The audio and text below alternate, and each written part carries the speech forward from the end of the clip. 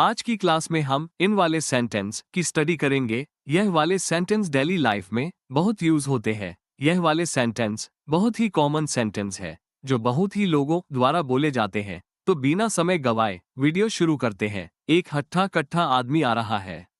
राम तो हट्ठा कट्ठा है। पूनम तो बहुत हट्ठी कट्ठी दिख रही है। कल तो वो हट्टा कट्टा था। इन सब वाक्य में हट्टा कट्टा वाक्यांश आए हैं। इस वाक्यांश के लिए इंग्लिश में स्ट्रॉन्ग एंड स्टर्डी का यूज होता है।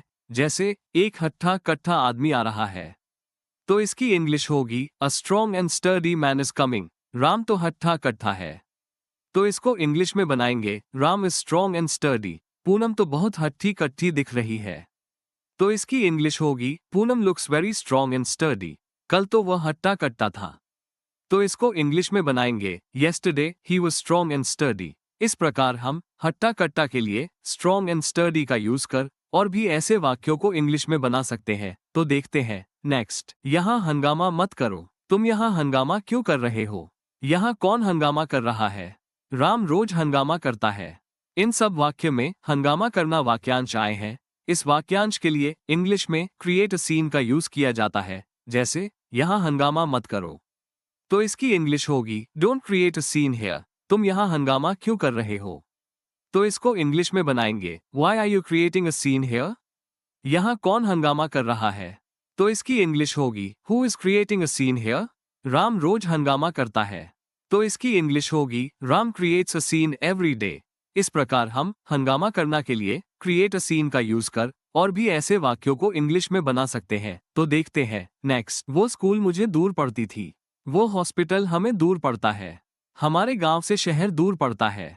यहाँ से खेत बहुत दूर पड़ता है। इन सब वाक्य में दूर शब्द आया है। इस दूर शब्द के लिए इंग्लिश में फा वर्ड का यूज होता है। जैसे वो स्कूल मुझे दूर पड़ती थी तो इसकी इंग्लिश होगी that school was far from me. वो हॉस्पिटल हमें दूर पड़ता है तो इसको इंग्लिश में बनाएंगे that hospital is far from us. हमारे गांव से शहर दूर पड़ता है तो इसकी इंग्लिश होगी the city is far from our village. यहाँ से खेत बहुत दूर पड़ता है तो इसकी इंग्लिश होगी the field is very far from here. इस प्रकार हम दूर के लिए फा का यूज कर और भी ऐसे वाक्यों को इंग्लिश में बना सकते हैं। तो देखते हैं नेक्स्ट। वह अच्छे खासे तो दिख रहे थे। वो अच्छा खासा तो है। वो अच्छी खासी तो दिख रही है। सतीश कल अच्छा खासा तो था। इन सब वाक्य में अच्छा खासा तो वाक्यांश आए हैं।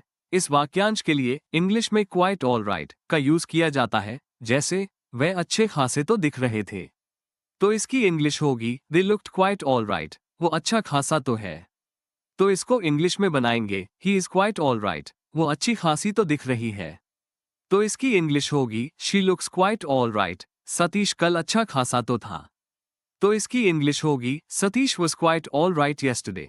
इस प्रकार हम अच्छा खासा तो के लिए क्वाइट ऑल राइट का यूज कर और भी ऐसे वाक्यों को इंग्लिश में बना सकते हैं। तो देखते हैं नेक्स्ट। तुम्हें देखने के लिए मेरी आंखें तरस रही है।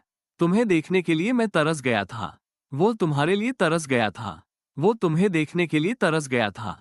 इन सब वाक्य में तरसना शब्द आया है। इस शब्द के लिए इंग्लिश में लॉन्गिंग वर्ड का यूज होगा। जैसे तुम्हें देखने के लिए मेरी आंखें तरस रही है तो इसकी इंग्लिश होगी my eyes are longing to see you. तुम्हें देखने के लिए मैं तरस गया था तो इसको इंग्लिश में बनाएंगे I had been longing to see you. वो तुम्हारे लिए तरस गया था तो इसको इंग्लिश होगी he had been longing for you. वो पानी के लिए तरस रहा है तो इसकी इंग्लिश होगी he is longing for water. क्या आप रुपये के लिए तरस गए थे?